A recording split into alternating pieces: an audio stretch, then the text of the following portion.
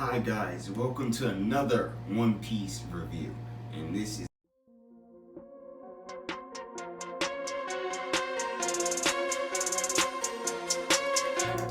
So, welcome back here. If you like my videos, you like the vibe I'm bringing to this channel, if you like my perspective, please consider giving this video a like and subscribe and comment down your thoughts if you have anything to say about the video or about the chapter or about anything.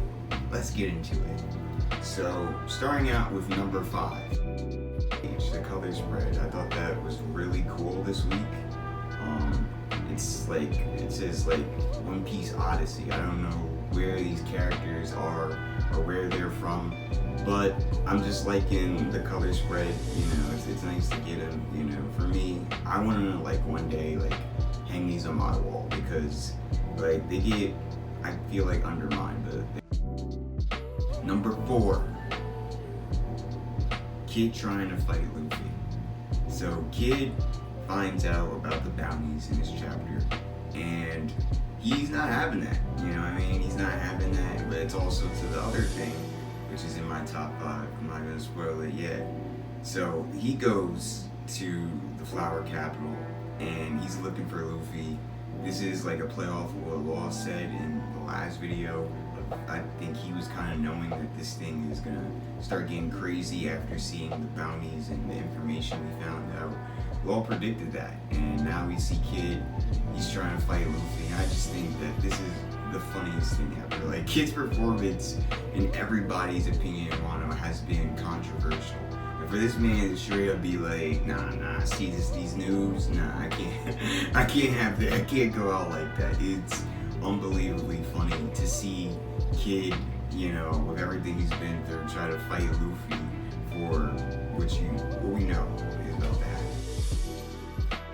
Number 3, Green Bull's appearance. I mean, he pulled up and he made some noise. I mean, the Admiral agenda, I got respected in this chapter. I mean, I can't lie. Like, you know, the Admirals have power. They are a threat. You know, I did say in my last video, like, I wasn't really worried about the Admirals, but I mean, seeing what Green Bull did, I mean, he went straight into Udon. And you can see the explosions from the way he's tearing it up, and then, you know, this is One Piece. You know, all people are talking about, like, where's the death? Like, these beast pirates, they got a freaking, you know, thing through them. They got a plan through them. I don't think they're alive. I don't know if they're alive after that. But we see King and Queen obviously get captured. There's a whole debate going on right now about who's stronger, the Yonko commanders or the admirals. My take is a Yonko commander can take on an admiral in a high diff battle. The admiral might still win. They might still come out of this winning, but first commander could definitely go full on high octane, high just stakes fight with an admiral. If you're going anything lower than the Yonko commanders, like second, third, I mean, I don't know about that fight, but we do get the confirmation in this chapter. We gotta acknowledge it that Green Bull, he took out King and Queen. Yeah, he pulled up on the Beast Pirates. Babanuki's out. Babanuki's done, and he made a statement. So respect it. Although I don't think that Luffy and the crew should be worried about this. I mean, obviously, it's always the case where Luffy beats the opponent and an outside force comes in to take that away. You know, Marines or another pirate group, whatever. That outside force comes to move the villain out the way. So, Beast Pirates, it's been fun. I've had an amazing time with you. That ought to get impelled down, bro. That's it. Number 2. Luffy, Law, and Kid bounties. 3 billion. 3 billion. 3 billion on each of those captains' heads. Yo, that's just unbelievably. It's beautiful to see. It's amazing to see that these characters, you know, we look at Sabaody and they were just going at, you know, regular fodder. You know what I mean? And now, after all this time, they have achieved the bounty of 3 billion. that is absolutely crazy. It's ridiculous, but I love it. I love the progression of the story. I love how, you know, our characters, you know, we've seen them grow up, we've seen them evolve, we've seen them grow. And to see them come to this point, I mean, it's absolutely amazing. Luffy, he was at 1.5, so he jumped to 3 billion. That's a nice bounty on his head, you know what I mean? With everything else he got, I'm gonna get into it. But Kid and Law, I like this about them. I mean, I don't know where Kid's bounty was before this. I think it was like 400 million or something. And Law's might have been like, I think, I don't know, like 700 or 800. I'm not too sure. It'll show up in the screen. But these people getting to this point right now is unbelievable. It's spectacular. You gotta give it to the next generation. Clap it up. And while you clapping it up, subscribe to this channel. Number one. Yonko status, man. Our boy, the Monkey D. Luffy. He's a part of the Yonko, man. Yonko. I mean, for me, I'll be honest with you. After Whole Cake Island, I was one of those people. I couldn't unfortunately post a video. I was one of those people who believe that Luffy's a Yonko. Like, I'm not gonna deny the status that people gave him. He went to Whole Cake Island. This is in Yonko's territory. You know, when you enter Yonko's territory, the stakes of death are high. And what Luffy was able to pull off, get his crewmates, you know what I mean, get the poneglyph rubbing, you know, get out of there, I think that deserved him to be a Yonko. But by his peers, they weren't really, you know, they were haters. Big Mom, she was tight about that. Kaido wasn't really, you know, feeling that. And a lot of the fan base wasn't really feeling Luffy as an emperor. But now, ain't no more talking, bro. Put some respect. Put some respect on Luffy's name. This is the newly named Yonko, a great pirate. Shanks, you should be impressed. If you're not a villain, you should be impressed. But we also gotta talk about just the new Yonkos. I can't believe that Buddy, you know what I mean, the character that we've journeyed so far with. I myself enjoy Bucky's time in the story, and to see him from, you know, way back when in like the 3rd arc of One Piece, go from how he was, and then we find out all the backstory about him with the Roger Pirates, you know what I mean? You know, he's in Impel Down, you know, he becomes a warlord, to now becoming an emperor of the seas, along with his boy Shanks. You know, honestly, I just think that's amazing.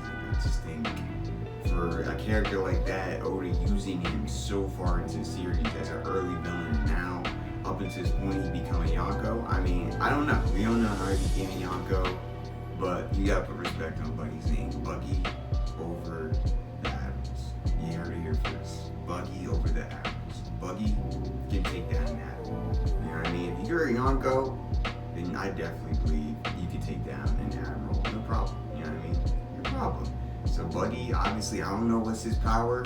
Now maybe he got awakening, maybe he got, you know, more warlords on his crew, but Bucky's an emperor. You gotta respect that.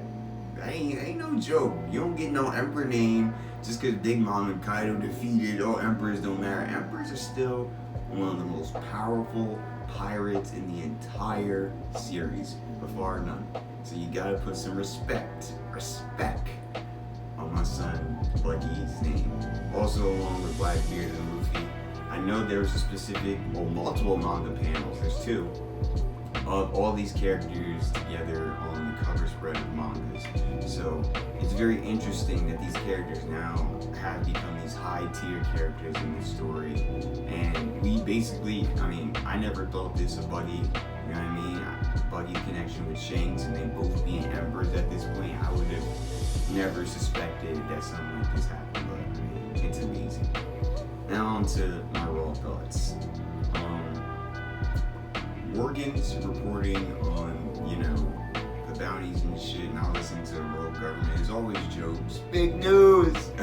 It's always jokes when Morgan comes into the story, and, you know, the girls, they were like mad. Like, it's like, we didn't tell you you could do this. We didn't say you could print that. You better retract that now. And Morgan, you see what he did to that CP, remember? member. Like, what? Like, the CPO member tried to infiltrate us? Like, no. Like, you know, he took him out. So, that's interesting to see. And I don't know what Morgan's role in the story is because the government is kind of at odds with him. But I know I'm enjoying Morgan's big news as much as I can because he's just a fun character. Jinbei being a dad, we see Jinbei just sitting down in freaking the main Shogun throne room, and he's just chilling there waiting for the banquet while everyone is outside just having a great time. And I'm just like, Jinbei, why you gotta be in the house? Get out, get out the house a little bit. You know what I mean? Get a little tan, man. Feel a little bit better about yourself, you know. And that leads into the Wano Fire Festival, which is the artwork here by Oda it's amazing. I love the fireworks, you know what I mean? With that shot, and it's the fireworks, and it's Kampa, and we all putting our toes like, bro, it's the edge of art, man. Like, we made it here, party, woo! Like, yo, that is like, you know, one of the best things about One Piece, you know? You fight hard, you know, like we're going hard against the villains, and we get to end off with an amazing party. Garrett, you know, she's in the middle of that cover spread looking amazing.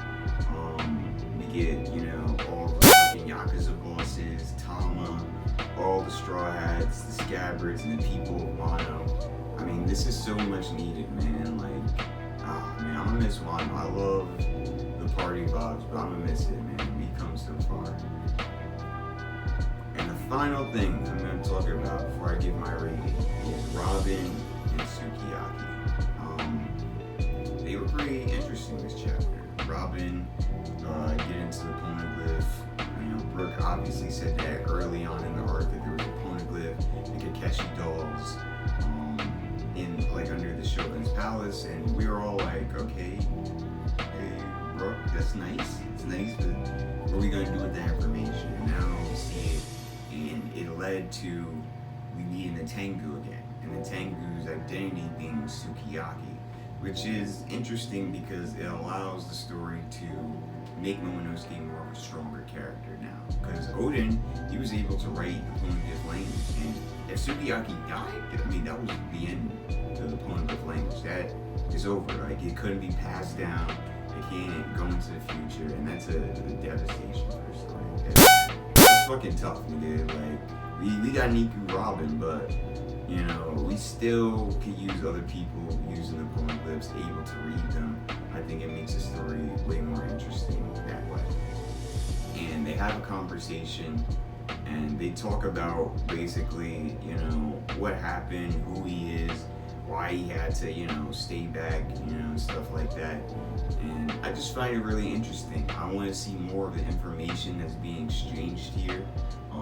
Maybe in future chapters, you know, I want to see what this leads to. Will Sukiyaki, before the end of Wano, teach Momo how to read the poneglyphs? You know what I mean? Is Momo coming along on the crew? All these questions, you know, we're like swirling around our head on whether or not this stuff is going to happen, but it's very interesting. It's amazing. This chapter, in my opinion, I rated about a 10 out of 10. You know, with the art style, with everything that was going on in the chapter, I think that it's an amazing chapter. You know, I feel like, you know, Green Bull showing up, that's a staple. You know, this is the first time we're seeing this character, and as we know, the Yonkos are going to be, the Admirals are going to be huge primary villains in the future. So we're getting a little taste of what Green Bull got, even though I don't think he got anything. Green Bull, get out of here, man. Get out of here. You know what I mean? You know where I stand. Yonkos every day. Yonkos every day. So if you like my video, you have fun here, you know, agree with what I said, you disagree with what I said, comment in the comment section below. You know, give me a like and subscribe to my channel. If you want to see more of this, you know, do what I said before. But thank you for getting to the end of my video, and I'll catch you later.